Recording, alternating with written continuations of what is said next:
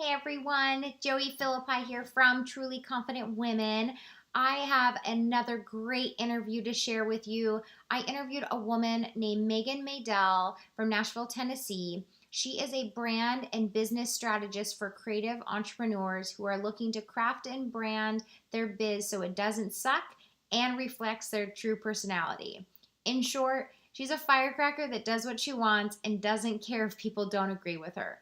She's amazing, and I had such a great time interviewing her. So I hope you enjoy this interview. So without further ado, enjoy. Start by telling me what you believe a confident woman looks like.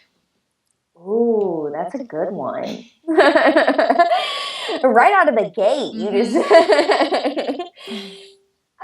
I'd say a confident woman, and I hate to sound cliche because I feel like as a creative individual, like fight cliches tooth Yeah. and nail. But I feel like a confident woman looks put together. I Mhm. mean, I know that whenever I look put together and I put some thought more than, a second Yeah. into what I'm wearing that day, before I go out of the house, I feel better about myself. Mhm. I feel more confident. I feel like I look good. I just feel good on the inside. I'm happier. This sounds bad. I'm nicer. No, yeah, I get it. um, I would say that. I would say a confident woman is somebody who looks put together. That's good. It's true because, like how you're saying, like, not even though you're trying to make like it lightly, but you're nicer, you look, but it's because you've set yourself up to feel good. And when you feel good inside, that just goes to everything that you interact with in that day, from people to your mindset to how you're going to handle interactions. I mean, it makes sense totally. I mean, yeah, there's some days where I'm sure, at least, so I'm in Oregon, so we live in yoga pants. I mean, that's just kind of the Pacific Northwest thing, which is hilarious. But you So I know, need to move. yeah, seriously, like all those memes about, yeah, I wear workout clothes because some point I may go and it's still 3 in the afternoon. I mean, you see it here all the time. But sometimes that's just what needs to be. But then you can be confident in that too. But however, yeah, the days that if you decide, okay, I want to be dressed up and I want to look good and I'm going to put on some makeup, yeah, it's a whole different mindset, right? And yeah, I get that. Totally. Yeah, where do you live? Nashville. Okay. Yeah. So I have not been. I want to go. I my goal is at some point to go do my debt free scream in your wonderful town with Dave Ramsey. So I want to come check Oh, that out. hey. Yeah. Join us. Yeah. I've heard great things, and that obviously music and just that feel and the history is pretty cool in your city. Yeah. Always. Have you lived there your whole life? Did you grow up there? No. So I am from St. Louis, Missouri. I was born and raised in St. Louis, Missouri. I went to school in Savannah, Georgia. I went to SCAD, and then I lived in Miami, in South Beach for a little while. And then when I left South Beach, I wanted to go to a city where I knew people because I had moved twice where I didn't know anybody, Yeah. and I could do it. I'd be okay, but it's hard. So hard. Yeah. So hard. So I had a list of cities like Boston, Dallas, Atlanta, Nashville. I think there might have been a couple other on there, but Nashville ended up panning out first, and I've been here for 3.5 years. And my fiance loves it. He's been here way longer than I have, so I don't think I'm moving again anytime Oh, soon. that's awesome. Yeah. And I don't know if it'll come up later. It could, but about the idea of moving somewhere when you're alone. So I grew up in Oregon. I moved to Idaho for grad school, and even though it was only an 8 hour drive, that was still enough where it was too far to come home on days where you're just like, I want to hug someone that really knows me and knows my story. But it was far enough away. Yeah, there were times where it's like, whoa, if I crash, no one knows me to like come looking for me. Like at the time I was dating a guy, and I remember dropping him off at the airport. He came and helped me move out and like get all set up and try to find like where my bank was and where do I like, grocery store. Like, I don't know where anything is. And then I left when I was leaving the airport, obviously I was upset. And then I was driving back and I was like, I met my roommate 3 days ago. And if like, there's no one here that knows me. It was just like, yeah, such a surreal thing. Like, yeah, kind of crazy. So it's trippy and it's hard, but it's a good experience. I'm sure you would say it grew you Oh because God, you have to figure things out before you never thought you'd have to figure out. right. Totally. Um, so growing up, was there any great advice you received, Megan, that changed your outlook of your life or current situation? So growing up, I would say my dad had the entrepreneur mindset. He's always worked a full time, corporate job just because, he's kind of old school and that was what was bringing in the money and it was what was providing for his family. Right. So, that's what we did. But he always had these side businesses. He's a graphite artist as well. He's a certified chocolatier. He makes chocolate. Ooh, He does lots of nice. stuff. Oh yeah. Oh, it's a horrible thing to go home. Yeah. Horrible. And his thing just always growing up was figure out a way to be your own boss. He said, there's nothing worse than sitting around your entire life making somebody else money.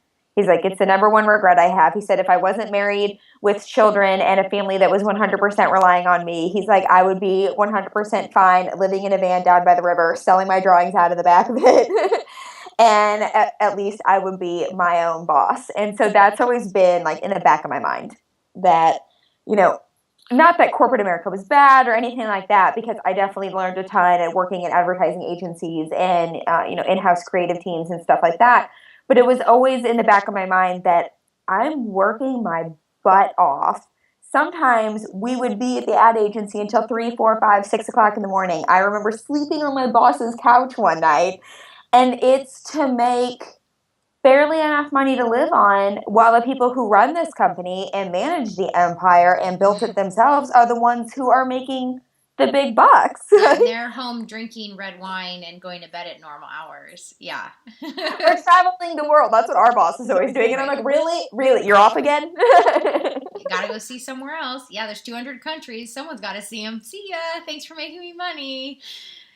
Yeah. So that was definitely the biggest thing that stuck, was always that. It is awesome, though, that you grew up with someone that was pushing you to be an entrepreneur, just because as I'm moving towards this becoming my full-time thing soon, I'm hoping, you know, I don't have a lot of people in my life, like family wise, that own their own businesses or have that thing. So not that they tell me don't pursue it, but it wasn't the same motion of like, okay, you need to figure out how you're going to be your own boss. You have freedom, and the idea of like not punching in someone else's clock and having to always be there when they decide, it's different.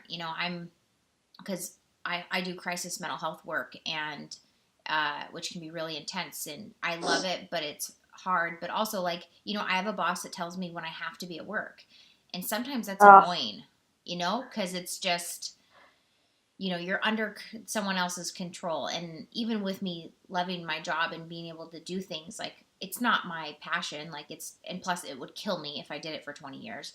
But yeah, it's just interesting. So that's neat, though, that you've had someone that's been telling you for a very long time, okay, find out what you like, but also how are you going to do it forever for yourself? Because, yeah, your freedom is insanely valuable, and more than just living on a boat or living by the lake or whatever he said in the van, but being able to do both. You can make good money and also work for yourself. So how do you figure that out?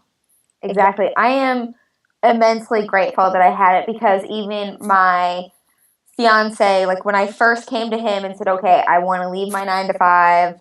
This is what I want to do. This is what I'm trying to build. I mean, it was definitely a process of getting him on board. It's definitely been a process of getting the rest of my family on board. My mom comes from a huge family. She's one of 8 who all have kids, Yeah. There's a lot of us running Yeah. around. That, they all still come from this mindset that I'm retired, or that when I tell them, oh yeah, or when I tell them like I'm working today, like I can't do that. I have to work today. It's work, and then they laugh. So it's definitely been like I don't know that I would have made it this far without having my dad in my corner, being the one who's like, yes, being an entrepreneur is 100% possible. You can do it. and you need to figure it out, because I think that everyone else telling me that's not a real career path, that's not how you do it, that's not acceptable, or once I was working from home all day, thinking that just because I was home working all day, I was available to take them to the airport. I'm available to go do this for them. I can go do this in the middle of the afternoon. And it's like, oh, it makes me want to pull my hair out. Right, totally. Because I work for a county, and so everyone thinks you work for the county of the state, you have great retirement, you have good insurance. Well, that's not, some of it's true, but it's not as true as others. And they're like, well, why would you want to leave? Because, yeah, exactly. It's just interesting, for real.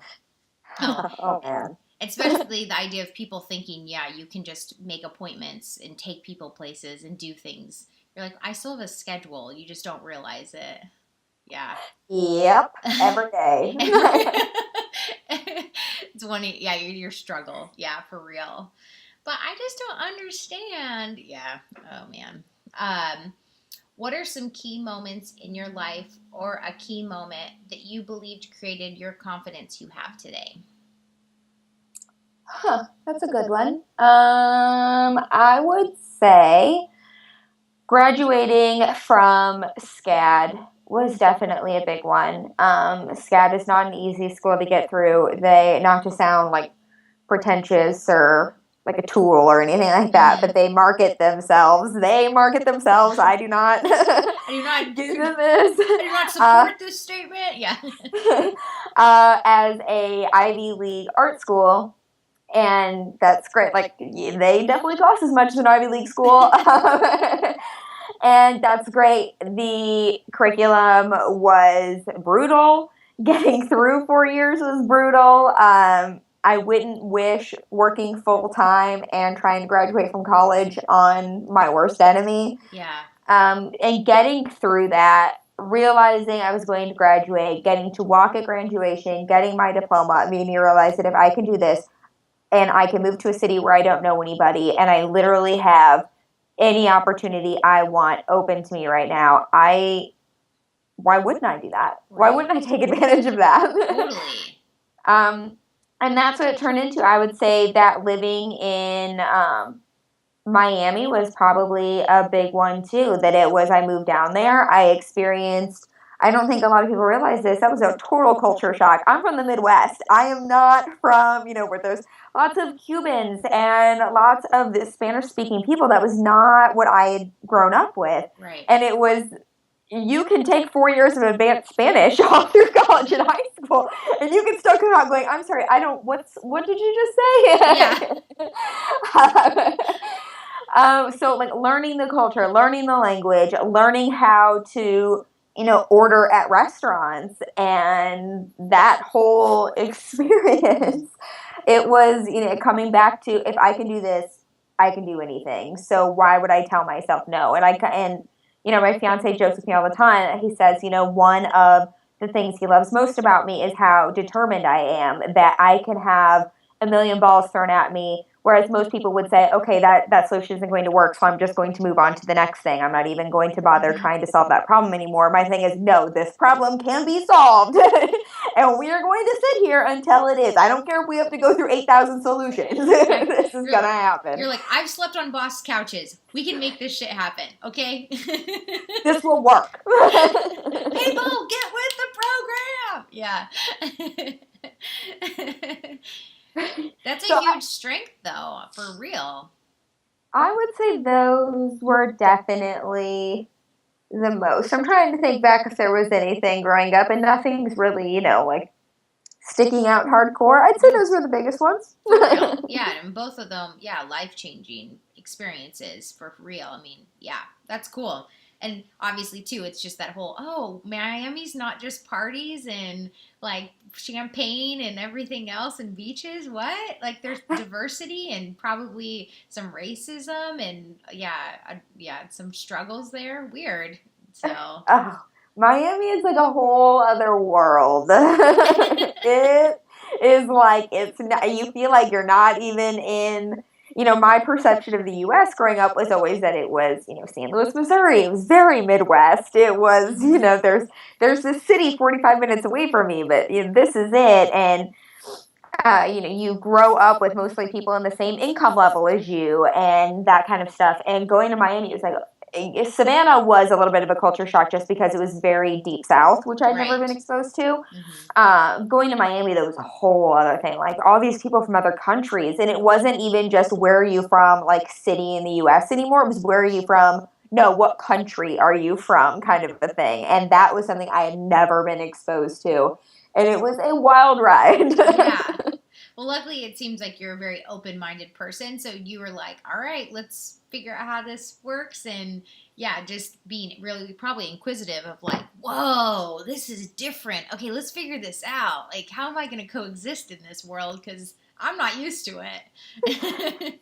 It was very much the house we lived in. This must be nice, but the guy who owned the advertising agency, millionaire, multimillionaire, must be nice.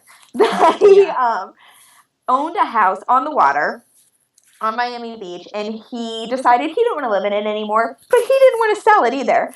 So he bought the property next to it, combined the two houses, and then he allowed his contracted workers to live there. So what happened was you'd be brought there on contract for like 3 months. And because it was a primarily Hispanic agency, they would bring in, they would appeal to like the Latin market in U.S. and stuff like that. He would bring in people from Colombia, Brazil, Spain, Argentina, lots of these other countries. And when they come in, they don't have any credit history, so they can't get an apartment by themselves. Okay. So he would say, okay, hey, you get to live here for 3 months. We'll revisit. It's kind of like a trial period. And then they would look over, your performance, and then you get asked to stay.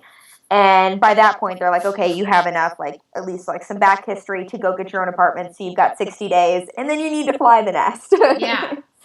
But I mean, I don't regret the experience at all. I got to live in a very nice house on the water with a boat. Right. And a pool. So it was like you show up and you're like, I get to live where?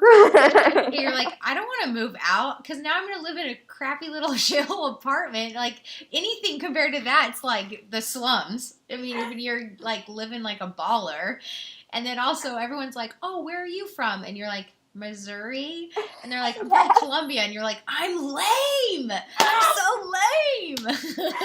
I was one of 3, like, just 100% Americans that had worked there. And so there were 2 other girls. One was from New York and one was from California. And then there was me.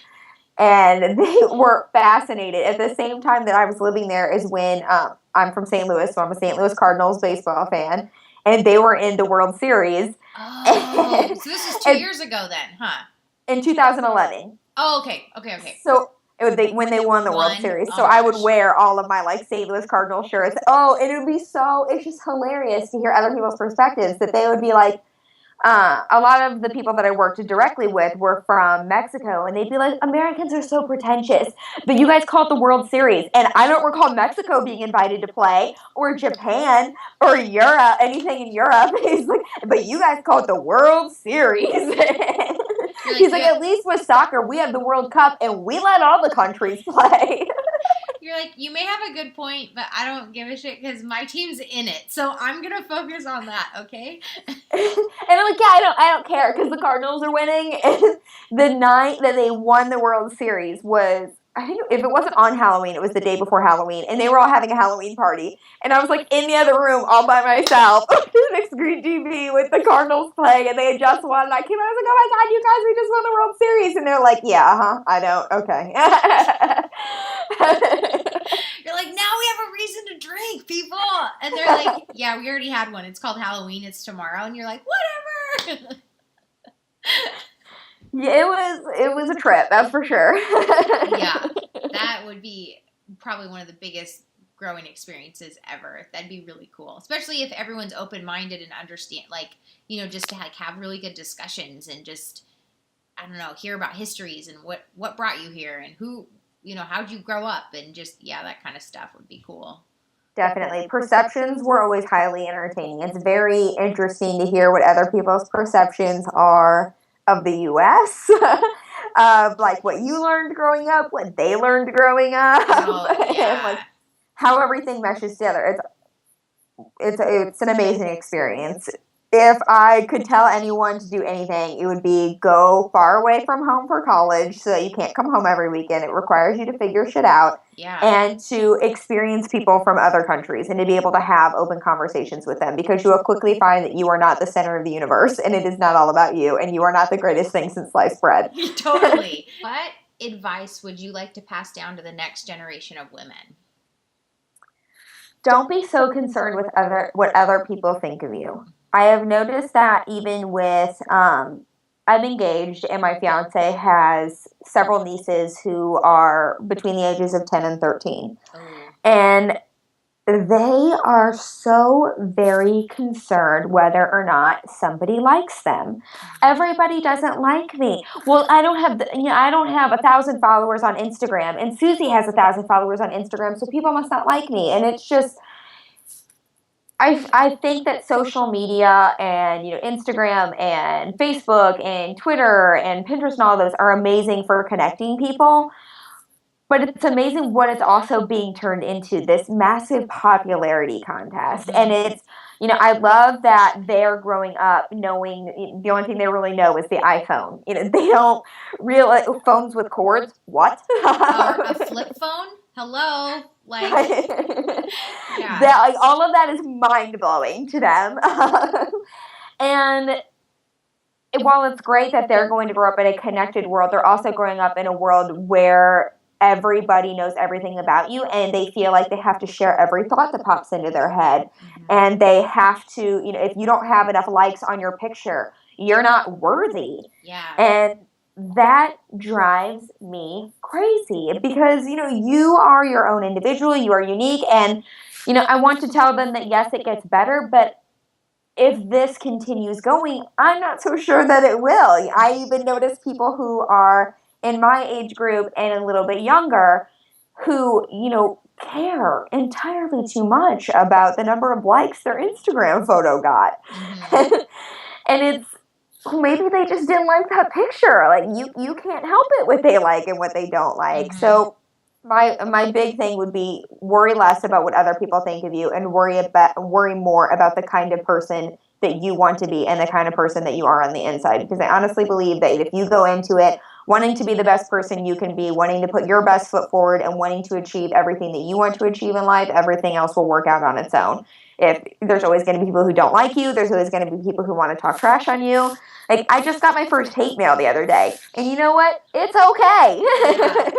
You don't like me. I'm not sure why you felt the need to tell me, but keep it moving. Yeah, exactly. Yeah, it's so true. Because, with every great new invention comes setback, right? And so there is great things about social media. Like, I'm talking to you and hearing your thoughts about confidence. And I would have never had that if, we didn't have Facebook groups and other things that we can connect with people. But yeah, there is this weird thing where it's like you need to teach people, especially like the age group that you're talking about, 10 to 13. One, if a 13-year-old has 1,000 Instagram followers, I don't even have 1,000, and I need it for my business. So what the hell? But that's me digressing. I get so jealous every time she tells me that. I'm like, where are you finding these people? Yeah, like, are they old? I need to look at their pictures. Are they creepy? Maybe you shouldn't be on Instagram. But so yeah. But like, it's interesting that group is kind of where they first start doubting themselves, and I would love to, like, from like a research standpoint, understand why. Like, because I have nieces that are 4 and 6, and they are like unstoppable. Like, they are into weird things. And my youngest niece like loves mud and bugs and like getting dirty, but she likes to do it in a pink tutu, and I think that's awesome. But like, she just kind of they both beat to their own drum. But it's interesting, as they get older, there's this moment where they look out and care what they see, and why is that? And then, yeah, all this social media and being connected, how that fuels their doubt, and yeah, figuring out ways where, keep giving them positive energy and supporting them to show that, yeah, they need to just not care so much about people so it doesn't damage them for the long term of their life, for real. Definitely. I wonder, I'd be highly interested to see where that disconnect happens because, we also have a niece who is 4.5, and she's like your family members, that she doesn't care. She wants to go run around, and she loves wearing truck shirts, and she likes playing with her brother's monster trucks and his toys. And but she's also perfectly fine grabbing her Elsa doll and sitting on the couch Right. watching Frozen 10 times in a row. Right. And I love that she is perfectly fine being her. And then how all of a sudden did we end up, where his other nieces are at, where they're not worthy anymore. Mm-hmm. Yeah. Maybe after I get done with this project, I'll work on that one. But yeah. Yeah, it just is interesting because what happens, and I don't have kids, so, maybe, talking to parents that are really connected with their children to see that, maybe they could have more insight. I don't know. But it just is this interesting moment where, it just kind of changes. Like, I've have a few friends that have daughters that are older, and they talk about, like even 3rd, 4th grade. So maybe that's about that age. Well, that's like 7, 8, 9.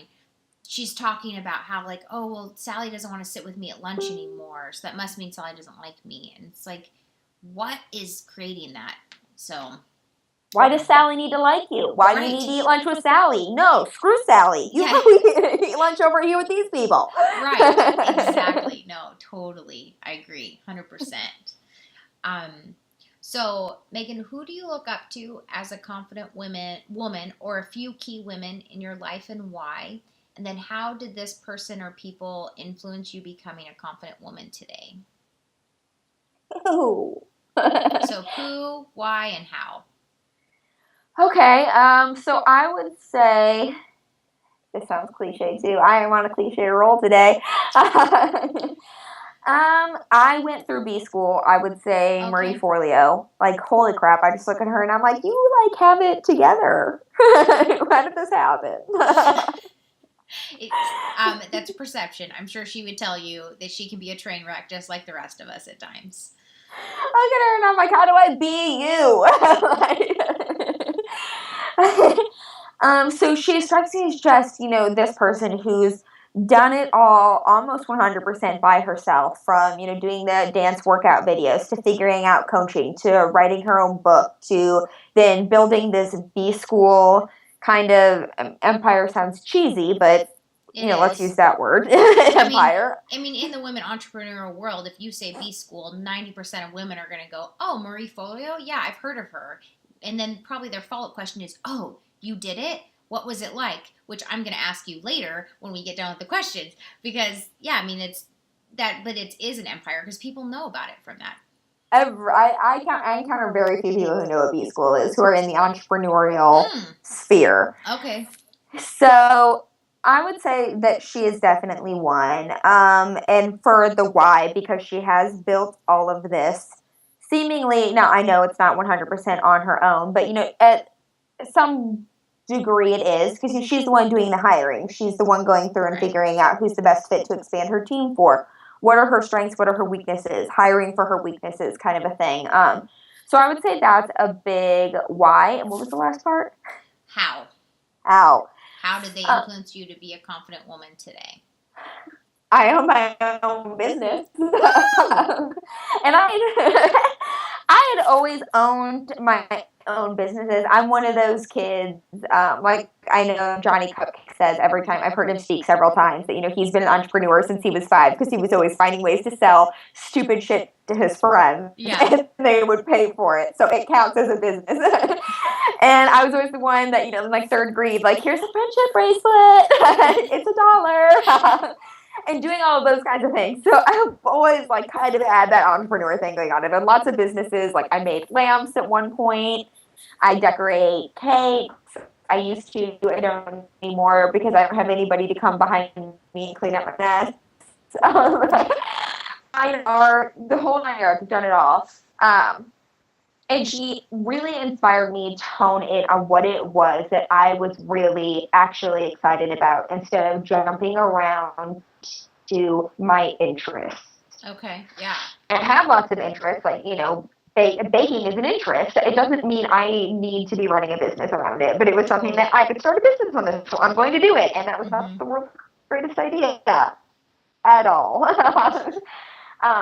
So she helped me kind of narrow down as we went through B school, especially figuring out, at the time, I had a brand strategy business for corporate clients, and I had a women's glamour photography business.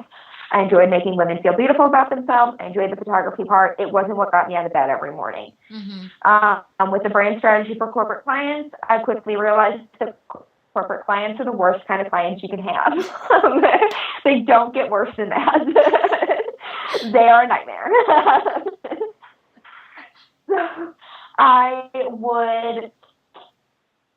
I really went through B school thinking I need to figure out what it is that wakes me up in the morning. And listening to all of her Marie TV stuff, listening to the pre-B school stuff, there's this whole module before B school opens. You go through all of the bonuses, really forced me. My dad had heart surgery last year. So while I was, sitting in the hospital listening to all this stuff, it was, what is it for me? And I realized that it was the coffee chats I was doing with people. It was all the helping I was doing to friends and friends of friends who would contact me and say, I know you started your own businesses before. I know you figured out how to make them successful, how to make mine successful. And so that I was like, that's what I enjoy the most. And then I discovered this whole world of coaching, and you can make money from doing this, what I've been doing already for forever. And so I would say that is what really, that's my how. She encouraged me to start exploring into all of this. It made me a business owner today. It made me a confident business owner today because I'm to the point where I know I can do it. I'm boss at it. And there's nothing else standing in my way, I don't feel like, so. No, that's awesome. Here we go. That's so cool. So you help entrepreneurs figure out what their why is? So do you coach businesses or like entrepreneurs then? Yes. So what I do is I help brands and businesses suck less. Okay. Everybody, I never not chuckle whenever I say that. It's always it always just makes me laugh a little bit inside. That I enjoy working with women creative entrepreneurs who know that their brand and their business is not where it needs to be. They know it sucks. Deep down, you know it does. And they want to figure out a way to start attracting their ideal clients, running a business in a way that feels best to them and their schedule, not the cookie cutter way that they've seen on, 8 million business books or 8 million other people in typically older generations have been running their businesses. They want to run it in a way that feels good for them, for their lifestyle, for their goals. And they want to be able to make money doing it. And so those are the women that I help kind of get their brands and their businesses under control so that they can start doing what it is that they want to be doing on a daily basis. That's awesome. What obstacles do you believe exist today that interfere with women's confidence?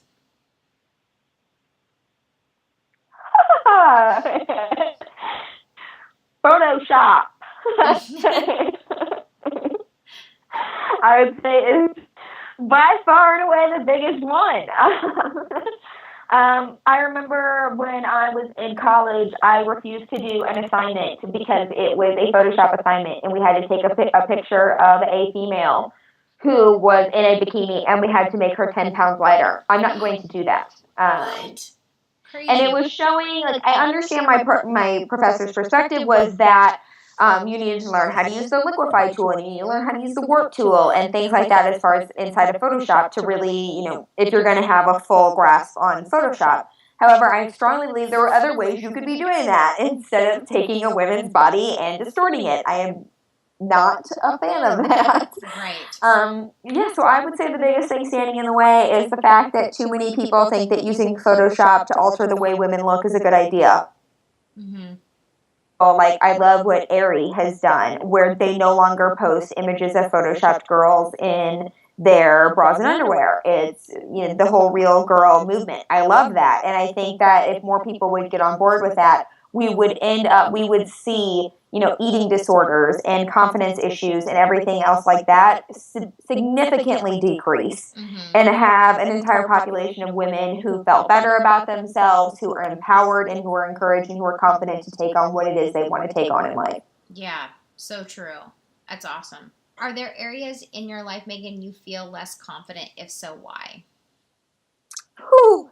Let's see. I think there are definitely areas where I feel unconfident every day. My athletic ability, non-existent. As my fiance will tell you, he used to be a professional soccer player, and it's amazing to him how bad I can be in some sports. You're like, is that a backhanded compliment? I'm confused. Yeah. He's like, it's amazing to me how bad you are at some sports. So I would say it's an area, like any time where I have to be, and I don't know if this is unconfident, this is really, I don't like it, and maybe I don't like it because I'm not confident around it. I have discovered I'm not a fan of team sports. Where I have to be on a team with other people where I'm relying on them and they're relying on me. I don't want you to have to rely on me in case like I don't get something done, because then I don't want to feel like crap about it later. And I don't want to rely on you and have you screw it up and then me be mad at you for doing your best. So I've always kind of avoided like football, basketball, hockey. I've always kind of avoided playing those sports. And I've always been much more of like, I love tennis, I love boxing, I love swimming, I love, those singular sports where I'm relying on me. I know what my strengths and weaknesses are. I can get it done. So when it comes to, I think especially when it comes to team sports, I know that that's a weakness for me. So I feel very unconfident. So I'm just going to avoid the shit out of this. Yeah. You guys go play that, and I'm going to sit over here. Yeah, you're like, I'll sit here and have a drink and enjoy the festivities of being like just someone that's gonna be a spectator of this sport today. Yeah, exactly. I'm a very good spectator. What things do you struggle with in your life personally and professionally that hinder you from being confident, and how do you overcome those? I would say figuring out your relationships and your balance. That has been extremely hard. Like we talked about earlier, when it comes to people not really understanding being an entrepreneur, they don't understand that sometimes, if it's the night before launch, no, I can't go out to dinner with you. Or, you can't ask me to do things at the last second anymore and expect me to be available the next day.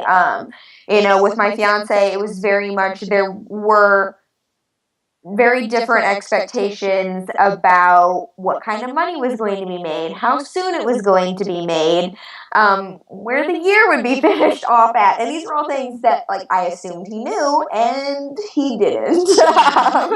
Or he had very different perceptions about what they were going to be.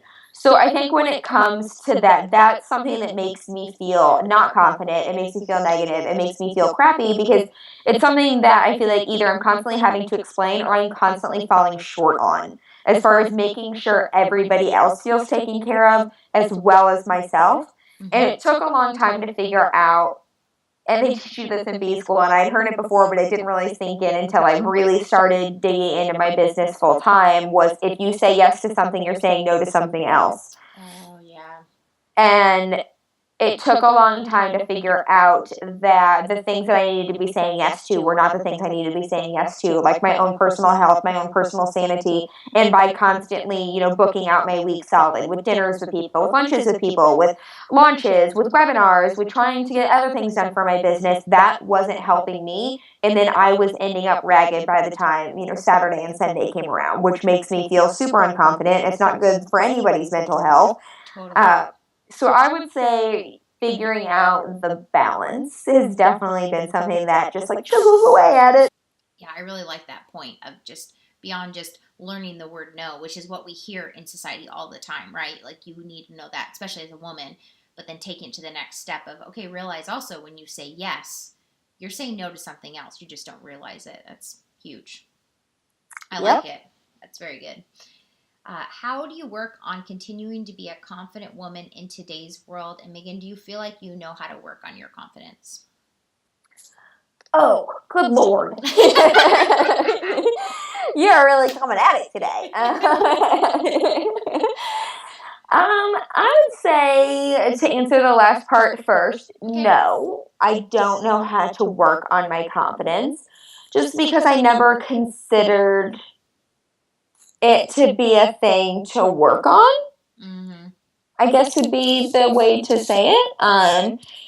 I've never really considered myself a super unconfident person just because when I do encounter unconfident people, it's just kind of like, I just want, it's so much better than what you think it is. Like, come on, let's figure this out here. Get with the program. Right? Like, this is not that hard. Come on. So it was never something that I figured I had to work on it. It was just something that's kind of existed. I guess it's always just been something that's kind of been there. Mm-hmm. So as far as how I work on it every day, I wake up and I'm the boss. Yeah. It's awesome. Lady boss, that's where I'm at. Boss status. It's nice. And that's pretty much it. That's cool. Yeah, it's not, I mean, I think sometimes we even are just doing it through just our mindsets and what we are determined to accomplish and not giving up, and yeah, for real. That's, as long as you keep doing that, keep waking up and being a boss, you got this. I am good to go. Yeah. For real. And if you're ever really struggling, I know somebody that helps people build their confidence, so I can connect you. There we go. So, Megan, I believe for confident women to live with intention requires bravery. What does it mean to you to be brave in how you live your life? Do things that scare you. Mm. Do things that scare you all the freaking time. Mm-hmm. And if you're not doing things that scare you, you're not doing things to push you outside of your comfort zone, you're not going to be successful, because success does not lie, as much as this sounds like something like a fortune cookie or one of those godforsaken Instagram pictures where it's like the quote over the top of the image. Yeah. Success is not found within your comfort zone. It's not, because if it was found within your comfort zone, you'd already be successful. Right. So, like moving, experiencing new places, going and trying one new thing, trying to look at something from somebody else's perspective, learning, a new topic that you never thought at any point you'd be interested in. Go and do things that seem scary. Talk to people. If, you're a hardcore introvert, set up Skype coffee dates with people. Anything that kind of feels a little bit scary, a little bit like, oh, that's not my thing. Try it once. You never know what's going to happen. Like, I was terrified of Periscope when it first came out. My first Periscopes, thank God they only last 24 hours because they are heinous. Like, it looks like the end I'm getting into a wrestling match with my phone because I can't figure out how to get it to stop. Yeah, how do you stop it? Yeah. The camera kept turning around 10 different directions. Like, it was bad. And I thank God that I pushed through every day, because now it's become a major connection point between me and my audience, and I love it. And I'm getting ready to look at maybe quitting doing traditional newsletters every week and just doing video stuff, because I've gotten to the point where I love video stuff a ton. It's easier for me to get my point across. It showcases my personality more. And had I just quit and given up the first time I did it and looked at it, it was like, oh my God, this is embarrassing. I never would have made it to this point, and I'd still be 10 steps behind. And then finally, Megan, if you had one message to tell women regarding confidence, what would it be? I would tell them the same thing I would tell the younger generation. Stop being so concerned with what other people think about you. I had a client the other day who got her hate mail for the first time, or like just a mean, ignorant, spiteful comment. And having to tell her, okay, first of all, let's look at this as a positive, because by you getting those kinds of comments, you're visible. So that's exciting. People are noticing you. And second of all, that has 10 times more to do with where she's at in her life and what she's experiencing right now. then it has to do with you. You're not doing anything wrong. You're doing you. That's what you were put on this planet to do. That's why you're not here to please this one person who's apparently so miserable. She couldn't find anything better to do with her time. Then go leave mean, nasty, ignorant comments on stuff on Facebook or Instagram or anything else that she feels like leaving comments on, or email. That's more about the place that she's in. So stop being so concerned about what these other people are putting out there about you. And I think that also goes the reverse way. I think also people get so caught up in, oh, I'm so popular. I get all these comments every day. Everybody's telling me they love me. And it's, at the end of the day, I want to be a profitable business owner, not a popular business owner. Yeah. I want to be a woman who eventually gets to retire my fiance. I want to be a woman who, when I have kids, knows that their mom did it, and their mom did it on her own, and she made it, and she makes good money doing it. And I dug myself out of this student loan debt that most other people in my age group have found themselves in. And that, to me, is an amazing thing. That's a super confident thing. And I don't need to be concerned with how many people love me and how many people hate me. I need to keep doing me and looking for those people who love me enough to invest in me so that they're investing in themselves. It's so true. Another interview that I did with an entrepreneur said that she knows a statistic that 20% of people have already decided that they hate you before they even know you, and they're going to stay that way. And then 20% of people love you, and they're going to love you regardless. So the in between, the 60%, is actually what you're fighting for. And I was like, that's so true, because you hear statements about, well, if people don't like you, you're doing something right, because you can't please everybody. So I was like, that kind of makes sense. And it's a lot better of a feat to try to tackle, is trying to go after that 60% instead of trying to feel like you got to get 100% of people like you, which is impossible. But maybe pass that on to your client. Because, I remember the first time I put out a blog post and, linked it on my Facebook group, and this woman who I knew couldn't have read it because it literally was within like 3 minutes of me posting it. So I was like, there's no way that you read it, reflected, and hated it in like that short a period of time. But she like just blasted me, and I was just like, how do I even respond to this? And took some time, talked to my boyfriend, and and then found a way to like kind of comment back in a way that was healthy, and it wasn't me just telling her to screw off. But it was interesting. It's weird how quickly you second guess yourself when someone challenges you, when you're like, I didn't even say, like, unless I said, I hate you, fill in the blank, it's not about them. Or it's not about, their negativity isn't really me. It's whatever they're doing. So, yeah.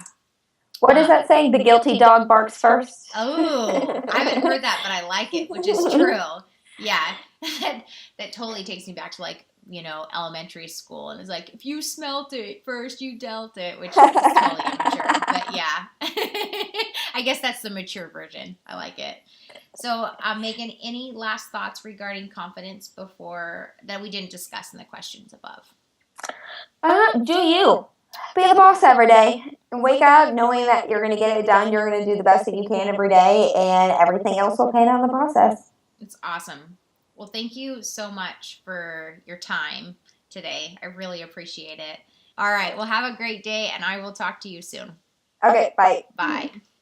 I hope you enjoyed that interview as much as I did talking with Megan. If you would like to connect with her more, there are links to her website and her different social media platform names.